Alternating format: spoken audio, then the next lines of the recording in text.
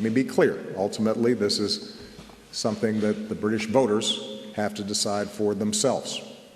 But as part of our special relationship, part of being friends is to be honest and to let you know what I think. The United States wants a strong United Kingdom as a partner. And the United Kingdom is at its best when it's helping to lead a strong Europe. It leverages UK power to be part of the European Union. The EU has helped to spread British values and practices across the continent. The single market brings extraordinary economic benefits to the United Kingdom. And that ends up being good for America. You know, for centuries, Europe was marked by war and by violence. The architecture that our two countries helped build with the EU has provided the foundation for decades of relative peace and prosperity on that continent. What a remarkable legacy. One of the biggest promises of Brexit was about taking back control. And what this is basically is the biggest handing over of control, because we won't actually be rule makers. We will be rule takers. We'll be sitting outside the EU negotiators, begging them to listen to us when it comes to the negotiations going forward. So we're certainly not taking back control. I do. We're going to be able to get a better Brexit. We know that there isn't a better Brexit out there, and this is the one that's on the table. And the idea that we're going to get all of the benefits of the single market without actually being in it is for the birds. You can't just keep talking about this kind of strong relationship and hope that we're going to not notice that you've got to be in it to be part of it. You talked about poverty, and I agree with you so much about that. But the idea that you would support a Brexit that is going to make this country poorer, your constituents and my constituents poorer, completely baffles me. Brexit is a project of the right, for the right, by the right. Right, and why Labour is supporting that, I don't know. Did you call for a second referendum before the first referendum? Did you say if we lose... You did. What? No, I didn't. You did. In 2011, you did, Jacob Rees-Mogg. You did. I've got it written down here. You said, Jacob, you said... I said David Cameron should have had one to get a mandate before negotiating. It might make more sense, Jacob, to have the second referendum after the renegotiation is complete. I rest my case. This was... And yet, the real problem of the fishing industry, which is that the vast majority of quota is held tightly by very few companies, will not be fixed by this. In Scotland, 80% of boats share 1% of quota. In England, 77% share 3% of quota, while a handful of firms own the majority. And an additional issue in England is that huge amounts of quota have been sold to Dutch and Spanish companies. That's not Europe doing that. That's not the common fisheries policy. It's because this place has never cared about fishing. Up until now, it was always expendable, but always been a very useful ploy around Brexit. We're combining withdrawal from the single market and the customs union with this great new globalised future which offers tremendous opportunities for us. Apparently, you follow the rabbit down the hole and you emerge in a wonderland where suddenly countries throughout the world are queuing up to give us trading advantages and access to their markets that previously we've never been able to achieve as part of the European Union. Nice men like President Trump, President Erdogan, are just impatient to abandon their normal protectionism and give us access. Don't let me be too cynical. I hope that's right. I do want the best outcome for the United Kingdom from this process. No doubt somewhere there's a hatter holding a tea party with a dormouse in the teapot. We need success in these trade negotiations to recoup at least some of the losses which we're going to incur from leaving the single market. And if all is lost on the main principle, That is the big principle this House must get control of and address seriously in proper debates and votes from now on. So I end, I hope I've adequately explained that my views have not been shaken very much on this issue over the decades and have actually somewhat strengthened. Most people here are familiar with Burke's address to the electors of Bristol, I trust, and I always firmly believe that every MP should vote on an issue of this importance according to their view of the best national interest. I never quote Burke, but I paraphrase him. And he said to his constituents, "If I no longer don't give you my benefit of my judgment and simply follow your orders, I am not serving you, I am betraying you."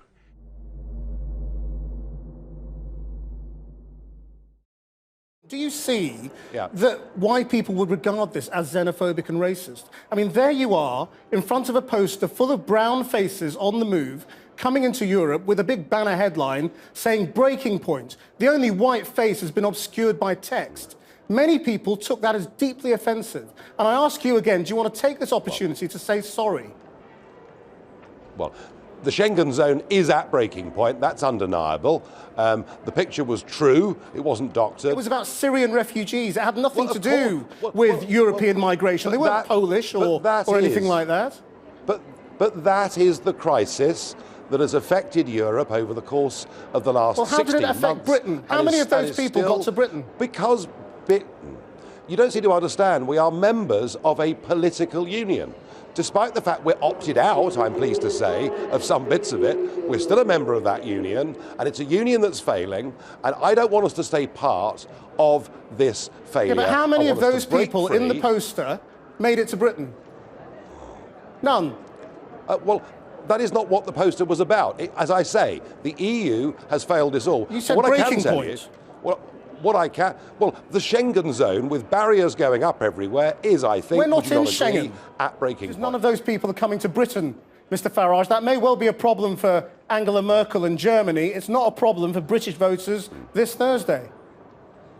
Well, it is, because we're part of a union that isn't working, is dysfunctional, is backward-looking, and is holding our country back. And there is a big debate about the 508 million people that have EU passports. The euro is broken, and the EU plans to let in another 5 countries. Imagine what will happen when you're paying for the euro bailouts. Imagine what will happen to public services when Albania, Macedonia, Montenegro, Serbia, and Turkey join the EU.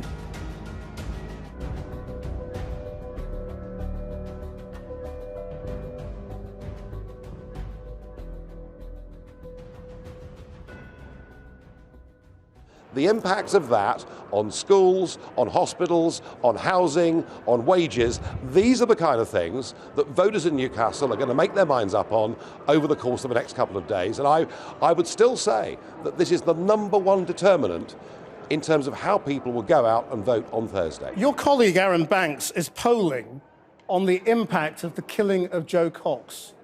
Did you approve that as well? And what do you think of it? He's not a colleague of mine. He works for a different organisation. Just on immigration again, as you seem to think it is the big issue for Thursday. I mean, do you not see that, all the experts, who I know you like to disparage, say that we need a much greater level of immigration than you're comfortable with to maintain Britain's growth in GDP? Well, of course, Mr. Osborne and others will tell you mass immigration is good because it gives an increase in GDP. What it doesn't give is an increase in GDP per capita. And, which has also gone up. If we looked at different surveys, GDP per capita has gone up. Surveys, and if we said, for those earning good money, yes, not for those earning average money. And that's the point. What we've had is that's a not how it's worked out, Mr. Farage. I've got the numbers here. Of unskilled and semi-skilled labour. And GDP per capita has gone up for 6 years in a row. There was a report out this morning. You've got to get your facts right. That the effects that the effects of net migration were negative on the British economy. Others say it's positive. There are other issues than money. It's called quality of life. And the quality of life for people on average incomes in this country is diminishing, with the population rising at 500,000 people a year. And we have a chance on Thursday to take back control of our borders so that a British Parliament and government can set the right levels. Your wages will rise thanks to better controlled immigration, which will lead to less competition for jobs. Your weekly food shop will become cheaper. Food prices will no longer be inflated by agricultural policies controlled by the EU. You and your family will benefit from a resurgent economy led by new and flourishing small businesses following the removal of burdensome EU regulations and red tape. With less pressure on housing, younger generations will also find it easier to get on the housing ladder. Politicians, both local and national, will become more accountable, helping to strengthen your community and others, especially those most damaged by EU policies like farming, fishing, and industries like steel. A more prosperous and safer future awaits us outside the EU. A vote to leave is a vote for a brighter future for you, your family, and your community. Haven't you been all over the place on immigration in the last 5 years? 2013, you described yourself as the most pro-immigration politician in Britain. I think I said roughly the same just now. But anyway, in 2016, the referendum, you and your chum Dominic Cummings in the Vote Leave campaign suggested 80 million Turks would come to this country if we stayed in the EU, which was absurd then and is absurd now. Doesn't all of this show you'll say anything just to win an election, in this case, the Conservative leadership? Well, I didn't say anything about Turkey in the I didn't say anything about I didn't say anything about Turkey, and I think anybody who's followed my utterances over the last 20 years will know that I'm always been in the camp of those who defends and supports, depends, and since I made no remarks, I can't disown them. The Vote Leave campaign did. Well, I didn't make any remarks about Turkey, mate. You were the leader of the Vote Leave campaign. Imagine what will happen to public services when Albania, Macedonia, Montenegro, Serbia, and Turkey join the EU. I'll tell you what brings politics and debate into disrepute. It's political lying. Political lying. Customs union is a protectionist racket that protects continental European businesses at the cost of British consumers. It puts up the price of food, of clothing, of footwear. These hit the poorest in our country the most because the largest portion of their spending goes on food, clothing and footwear compared to the richer in society. Political lying. Why do you want to talk down the one thing that most of the public now actually want? My idea is by far away the most popular, much more popular than the withdrawal agreement. No, let's just correct that complete error that most of the public want no deal. It's not true. There's no evidence for that. Where's the evidence for it? Folkestone, southeast England, a town that hugs the English Channel. With France so close, you can see its faint coast in the distance. Who among them would have known a company in British Columbia was swaying votes here by spreading questionable claims? Did you see this number during the campaign? 350 million a week? Yeah, and that was everywhere, you know. That don't sound right, does it? No. But yet people believed it. I know, but where was their brain at the time? The Vote Leave campaign poured millions into aggregate IQ based all the way in Victoria. Now we know what Facebook ads they pumped out in return. This one suggests Britain sends £350 million a week to the EU, enough to build a new hospital every 7 days, it says. There's the threat of Turkey and its whole population moving to the UK, and the dubious claim the EU wants to kill Britain's beloved cup of tea. There should be a challenge from the advertising regulators in this country. MP Damien Collins and his parliamentary committee just obtained copies of the ads from Facebook. Here is you take a relatively small company from Canada that has not worked in the UK before, and they are the main advertiser for the Vote Leave campaign. It's never been really clear how that introduction was made. Sometimes it can be impossible to tell that these are political ads just by looking at them. They can seem like a poll or even a game. This supposed soccer quiz to win £50 million was actually only meant to collect user data. These were like the Believe adverts. Shamir Sani witnessed it from the inside as a campaign volunteer. The people responsible for that need to be accounted for, and we can't allow that to happen. And one, you can't allow the law to be broken, and two, you can't allow disinformation to spread. The Brexit campaign has been over for 2 years. Still, no one knows how many lies may have affected the outcome.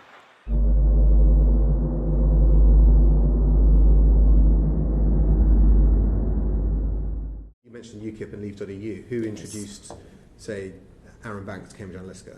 I believe that introduction came from Steve Bannon, who sat on our board at the time. Yeah. In August 2016, Steve Bannon became CEO of the Trump campaign. Before that, he was the vice president of Cambridge Analytica. While working for the firm, Bannon had urged the Trump campaign to hire them as far back as April, according to The New Yorker. A question that I put to you at the last evidence session where you gave evidence, which was concerning a £24.2 million payment from Delaware-registered Cambridge Analytica, the American Cambridge Analytica, to the UK-registered SCL Elections. Do you remember we had a conversation about that? Yes, I do. And I think at the time you weren't willing to let me know what the payment was for. Can you let me know what the payment was for now? Again, I can't see, unless you can help me understand the relevance of that to the committee. We could have players setting up overseas. For example, if I set up in the American state of Delaware, where there's a lot of corporate privacy, and got 10 million quid in a decent data set, I could start sending out adverts to people, and I wouldn't need to put an imprint on them, because it'd be fairly untraceable anyway. How about ASI Data Science? You've said that that company's CTO worked on SCL projects, that it was a subcontractor to Cambridge Analytica, and that there was a revolving cast of data scientists between that organization and Cambridge Analytica. Yes. Who introduced, say, Aaron Banks to Cambridge Analytica? I believe that introduction came from Steve Bannon, who sat on our board at the time. Yeah. I think this, once again, you see the corporate influence in the City of London, okay, that have wanted to slow walk this thing from day one. They do not want Brexit. They particularly don't want a hard Brexit. It's just like in the United States, you've seen this kind of, this movement to make sure that Trump's presidency doesn't go well, okay?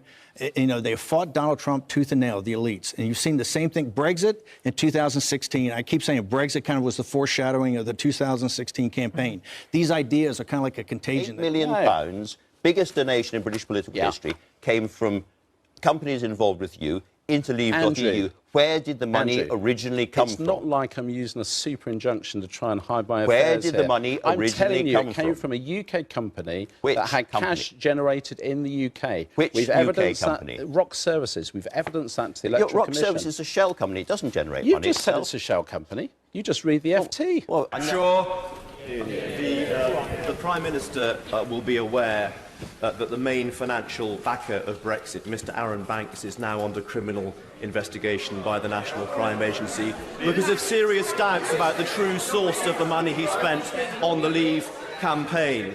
Did the Prime Minister, when she was Home Secretary in 2016, decline a request from the security services for Mr Banks to be investigated? Prime Minister. I say to the right honourable gentleman that, of course, we do not comment in this House on individual criminal investigations that take place. If you're interested, what I'd like to do is set up something, and I'll fund it somehow, that I think you're the perfect guy. We're fire breathers. I mean, we're taking on the establishment every day. You've taken on the Tory party. I'm taking on the Republican Party. They don't have that, and that's why we can steal a march on them. And the reason they don't want to do it, it's immigration. As long as they don't take on the they just refuse to take on the immigration. We're prepared to take it on. Yes. It's a global revolt. It's a zeitgeist. We're on the right side of history, but it's going to need the motive power. And the thing that's missing is, that's what I'm really trying to put together now, is the ideas. The ideas have to come in more sharp focus. The economic ideas, the political ideas.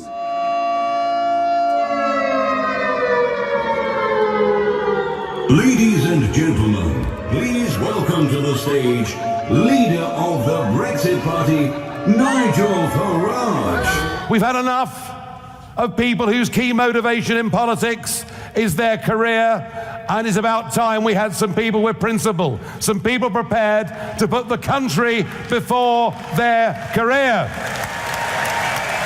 We're going to see if Boris Johnson tries to overthrow the British government. He's going to give a speech in Commons today that's going to throw down. He just went back to the Daily Telegraph as a columnist. I've been talking to him all weekend about this speech. Did you talk to him on the phone? Went back and forth over text. It's just easier.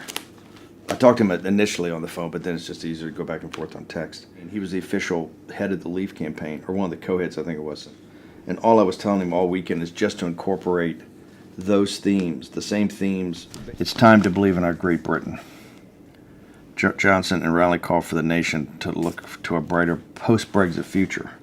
They're not going to pat you on the head and give you your country back. You're going to have to fight to take your country back every day, whether that's in Italy, whether it's in France, whether it's in England, whether it's in the United States. This is a daily fight. If you're in, like people in the United States and I'm in, we're going to win this thing. If we quit, and that's what they hope we do, they hope we go on and just get tired of it. If you quit, they're going to be in control. Sounds like a call to arms. Absolutely.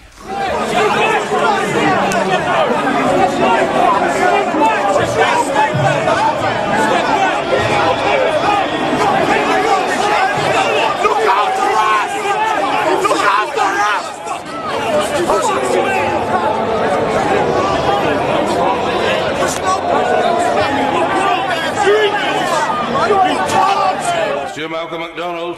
Thank you, Mr. Speaker. Last week, the Culture Committee released a report, backed unanimously by its members, on the issue of disinformation, particularly in relation to electoral campaigns. Given the release of that report and the questions that surround the Leave campaigns, some of which amount to fraud on an industrial scale, before she proceeds any further, why hasn't she set up a judge-led public inquiry with the power to summon evidence and witnesses to determine whether she is proceeding on the basis of a fraudulent campaign and a fraudulent result?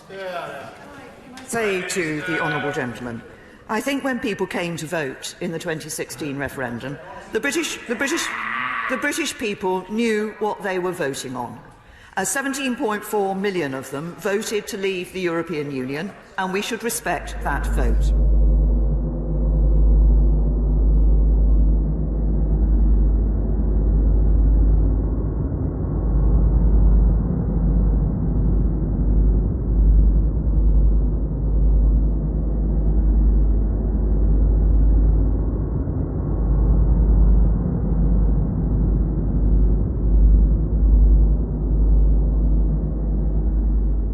Mr. Speaker, over the past few years, too many people in this country feel that they have been told repeatedly and relentlessly what we cannot do.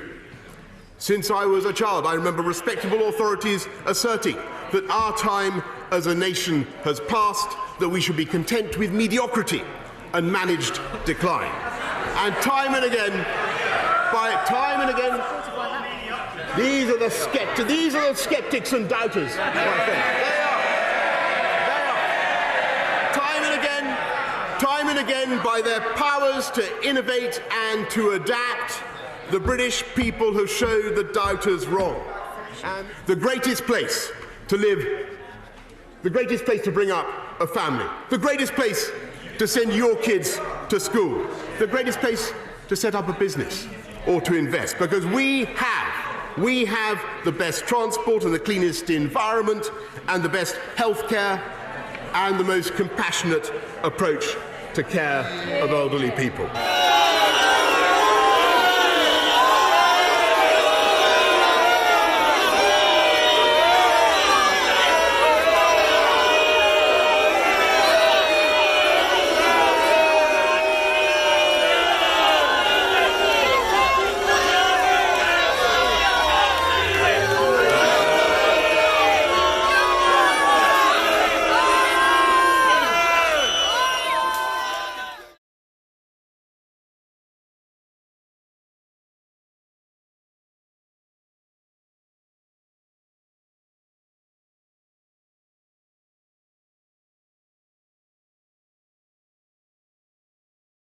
When I heard the referendum result, I think I felt two main things.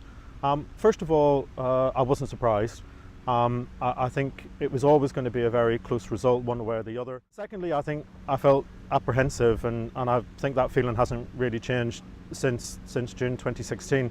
Apprehensive both for the UK, because it was obvious that this was going to be a very damaging, a very destabilising decision for the economy, for society, for the political system. I knew that this was going to send a very bad message to the rest of Europe that if you're a demagogue, if you're a charlatan, if you lie big, you can win too. Le Pen may not have got into office in France, but when we look at Poland, at Hungary, at Italy, at Sweden, I think Brexit has sent a very bad message to the rest of Europe. Populists can win.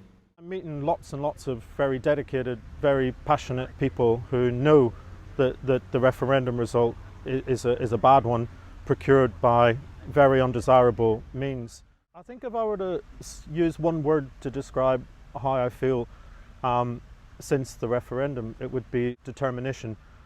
Determination not to let a group of, frankly, quite dangerous right-wing ideologues ruin the country. I know that a lot of the people who happened to vote Leave in June 2016 did so in a very well-meaning way, wanting the best for themselves, for their families, for the country, and they didn't necessarily vote Leave because they're bigots or they're stupid or they're nasty people. The question isn't who's the winner out of Brexit, but who are the losers, and in that category I'm afraid to say we have to put the very large number of people who voted Leave because they genuinely believed the promises about what leaving the EU was going to bring to them and the problems that it was going to solve. Many of the claims that were made by the Leave campaign had nothing to do with EU membership. The Leave campaign did a good job of conning a lot of people into thinking that the UK could defy the basic laws of international relations and international trade, but it can't.